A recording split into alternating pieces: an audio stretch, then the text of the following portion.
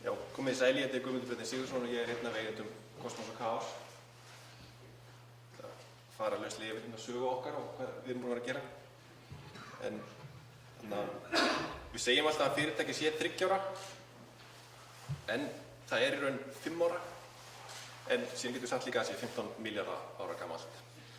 En það var til, byrjunin var svolítið til þegar allt hrundi árið 2008 og mér var sagt upp vinnunni sem ég var í Reykjavík. Þannig ég fór að vinna sjálfstætt inn í herbyggi hjá stráknum mínu þá, innan allt dóti hans og var þarna umvafinn barnlegum sköpunarkrafti á hverjum degi. Síðan fluttu stelpunum minni inn, fyrst alltaf svona legodót, síðan fluttu stelpunum minni inn í herbyggi, þá var svona póníar og þær teiknuðu mynd af hjörtum og skildi eftir á borðinu minni þegar fór í leikskólann og svona, það var mjög gott. En þetta var rosalega mikið wake-up call fyrir mig að vera rekinn, eða sagt upp, ég var ekki rekinn, ég var sagt upp, og þurfa að standa á eigin fótum. Það var einhvern veginn allt öðruvísi að fara í vinnuna og fá borgað heldur en að þurfa að gera þetta bara sjálfur og standa og fronta allt dæmið sjálfur. Og þetta var mikið tækifæri fyrir mig til að reyna bara að ná jafnvægi líka á lífið og vinnuna. Og ég gat kötta vinnudaginn niður 3 klukkutíma og ég þurfti ekki að keyra í Reykjavík og í styttan því ég er rétt með sjálfur. Það var mjög gott. Og ég reyndi bara, ég fór mikið í göngutúra og reyndi að sjá fegurðina og aðstæður í kringum mér. Það er rosalega fallegt innan, þó að fólk viljast ekkert endilega finnast það út úr hópa. Og ég reyndi síðan að fanga þessa fegurð sem ég sá inn í það sem ég var að reyna að birta á skjánum. En síðan, þetta gekk mjög vel hjá mér að vera að vinna þarna einn. En síðan árið 2010 þá fyrir að hálfgerða rælni talaði við Kristján Gunnarsson sem voru bara að vinna með mér í Reykjavík og við ákváðum bara að vinna eitt verkefni saman. En síðan sögðu bara, við erum bara með fyrirtæki. Jú, þá var ég nýbúinn að stofna fyrirtækið og það hét Kosmos og Kaos og við skulum bara nota það. Og þetta var svona algjörum mikli hvellur. Og það fór að ganga mjög vel og það að vinna heima hefur ákveðna kosti og svona. Og það kom annað barn undir. Og þá þurfti ég að flytja út og það var ekkert pláss eftir heima. Og ég var rekinn á Hafnargötu sem við byrjum að leigja húsnæði.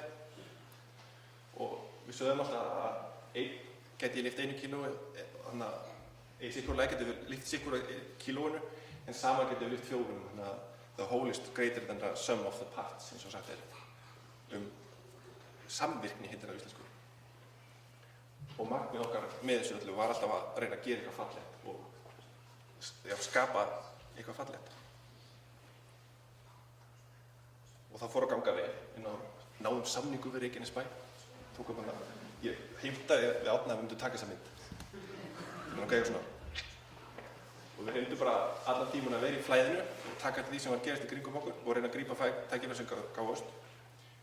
Og höfuðmarkmið okkar var alltaf að vera mjög góðir í því sem við vorum að gera. Ekki bara gera þetta ágætlega og eitthvað svona, ekki bara reyna að gera allt mjög vel. Og reyna að koma óvart. Hönnunarstefnan okkar heitir romantískt punk út af því að rómantíkin allt virkar og punkið kemur óvart. Og síðan ákváðum við að gera skrifstofuna sæta á Hafnargötunni og ætlum bara að gera 1 vegg fyrst. Síðan var bara öll skrifstofan rosalega fín og þetta var svona okkar PR-stönd þarna árið 2011. Við fengum bara hellingsathygli út á bara að hafa gert skrifstofuna sem var mjög skemmtilegt. Og einn af því sem ég kannski bara frekjaði, en ég úr Keflavík og fæddur uppalinn, en ég vildi alltaf að við myndum að hafa eitthvað í Keflavík. Við erum líka með skrifstofu í Reykjavík, sko. En það varð alltaf að vera eitthvað í Keflavík og því mér fannst eitthvað svona vanta hérna. Og það alltaf svo mikil sköpunarkraftur hérna. Það tekið á sig mynd í tónlistinni mest, en ekki mikið í BF-inu.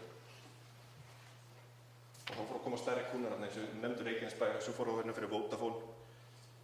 Þannig að við sáum ekki, hakkið var ekki okkur ekki.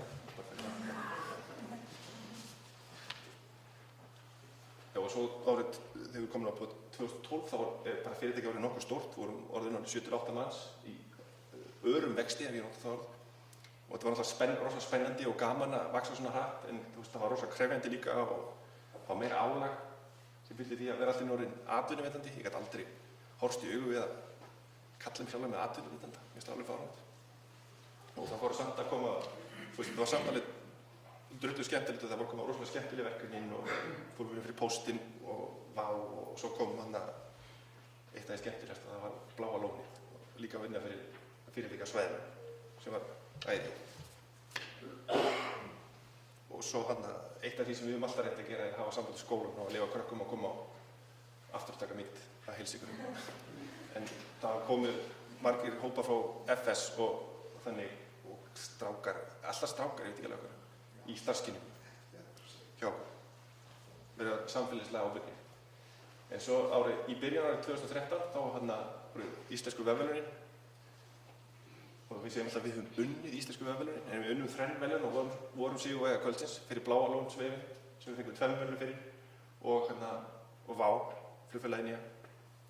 Svo fengum við líka verðlaun á FIH fyrir sömu vefi og með þessu fengum við töluvert mikið meira athygli og vorum komnir svolítið í úrvalsdeildina í íslenska vefverðlaun. Og það var svolítið aðkallandi fyrir okkur að hafa einhverja stefnu í því sem við vorum að gera. Og kona mín var að vinna hjá okkur og ákvað að gera hamingjustefnu sem ég fannst bara góð hugmynd. Og við köllum það bara hamingjustefnu en hún svolítið, mér finnst það svo skemmtileg mynd en það er náttúrulega hræðileg mynd að konunum minni. Hún er í miðjunum og svolítið fólíðið sýnda og notast með. En hamingjustefnan er þannig að hún inniheldur lýðræðisstefnuna okkar, umhverfisstefnu sem við erum mjög stolt af og jafnrétti og svo samfélagslega ábyrgð sem er hluti af því að vera alltaf hér og reyna að gera eitthvað gott og svo fjölskyldustefnu sem við fengum viðurkenningu frá bænum fyrir daginn. Þannig og í dag er fyrirtækið cirka 10 manns, helmingurinn er Reykjavík, helmingurinn Keflavík. Það er svolítið erfiðara að finna fólk hérna, mann fundir fyrir því í þessum gera. En áfram er stefnan alltaf að reyna að gera, við ætlum bara að vera glæsileg í því sem við gerum og því sem við látum frá okkur, ekki bara út af við, þetta líka inn á við í hvernig við komum fram með hvort annað í fyrirtækinu. Þannig að ég get ekki annað sagt en að það bara gengið mjög vel hjá okkur.